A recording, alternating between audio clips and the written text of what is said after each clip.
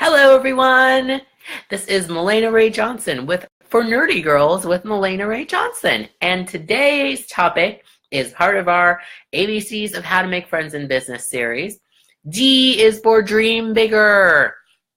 So as you can see, we have four topics to hit. 1, Oprah Winfrey had to dream bigger for OWN. 2, Ava DuVernay had to dream bigger for Selma. 3, no, I haven't seen A Wrinkle in time yet, but I will. And 4, how can you dream bigger? So first, who am I? I am still Mahlena Ray Johnson. And, oh, okay, that's a shh. Okay, there we go. So I'm still Mahlena Ray Johnson, and I went to Loyola Marymount University for film school. I went to the University of Southern California for business school, where I got my MBA in marketing, entertainment, and entrepreneurship. And since then, so that's over the past 10 years, I have done hundreds of, what are they called? Video coffee chats and informational interviews. I did 2 today. And I have gone to hundreds of networking mixers and conferences, meeting lots of people from all over the world. So I'm immensely qualified to help you make friends in business. So let's get back to today's topic. Oh wait, and I'm a 3-time author. I'm writing my 4th book, Love It a Luau. It's a romance novel about a refugee suffering from PTSD who is scared to fall in love with a single dad. All right, so today's topic, D is for Dream Bigger. So why do you need to dream bigger in networking? Well, many people, well, I'm sure some people think that networking means you need to talk to the people in your neighborhood and hope that they're in the same industry and exchange some cards, and then you go home and then business happens. No, that is not the be-all end-all of networking. Networking is about building relationships with other people. Oh, I got a thumbs up from Candy. Yay!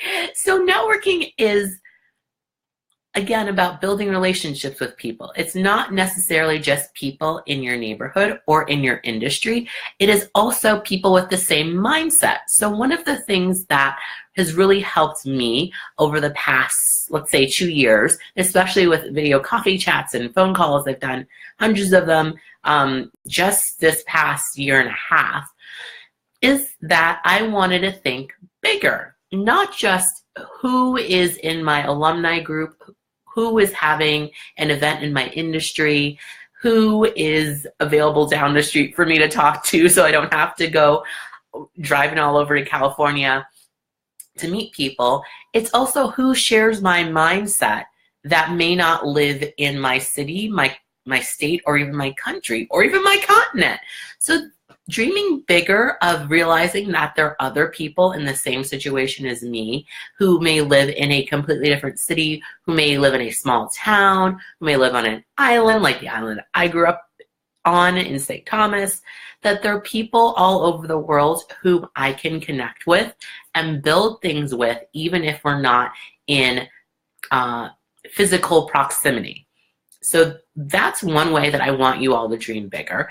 And let's get to each of the topics that I mentioned. So 1, Oprah Winfrey had to dream bigger for OWN. So initially, many of you know the story of Oprah, in that she started her show in Chicago, and she had to own her own show because the people producing it didn't really believe in her and didn't want to give her the money. So she went ahead with the show, and then 20 years later, it's the biggest show ever, and she wants to create a network. And then other people were saying Oprah wants to make her own network. How narcissistic of her. She puts herself on every cover of every magazine that she makes. That's so selfish. And what she was trying to do is be the change that she wants to see in the world, because she grew up without Black women like her on magazines. So she wanted to show other Black girls and other Black women that you can be on the cover of a magazine. And similarly, Ellen said that she wanted to be on the cover of Oprah's magazine with Oprah, and she put it on her dream board, and then it actually happened. So Ellen was dreaming big like Oprah too, to be on the cover of Oprah's magazine. And back to the network, it started off, it did not do well. I don't think I don't think it made the money that it was supposed to in its first year. And critics all over the cable industry were like, yeah, Oprah doesn't know what she's doing. How dare she think that she can run a cable network? Now it's doing very well. And even though other people around her, other so-called experts said, why should she think that she should be able to do it? She knew that this is what she needed to do. Instead of just continuing the show that made sense for her for so long, to take her business and her reach and her spirit to another level, she wanted to try something that brought programming that is positive and uplifting to people. And there's a lot of other stuff on there too, but she knew that she needed to do something different and make a change and take a step, even if not everybody in the cable industry believed in her. So 2, Ava DuVernay had to dream bigger for Selma. So there's a lot of story behind Ava DuVernay creating Selma. She was making this entire project around Martin Luther King Jr., who had not had a feature film made about him, even though it was the 2010s already. And the story that I found most striking for me about the movie was that she didn't have the rights to his speeches. So she actually didn't get credit for the screenplay for Selma because of some WGA rule that someone else wrote it, but she actually had to go in and rewrite the script. And she recreated speeches in the same pattern as Martin Luther King Jr. because she didn't have the rights to the actual speeches. So in addition to directing all these people and making this whole production, she had to write someone else's speeches as if they had written them, which is an amazing thing and not many people can do. You're usually a speech writer who does that, but she's also a director. She's also a producer. She's also has a long history as a publicist. So she knew that this was something that needed to get done. She dreamed bigger than anybody else had before, and she did it, and she made an amazing movie, which I have not seen yet, but I will. Speaking of which, number 3, no, I haven't seen A Wrinkle in Time yet, produced by Ava DuVernay, starring Oprah Winfrey. But I will. There have been a lot of scheduling changes going on. It's March 19th, 2018 right now.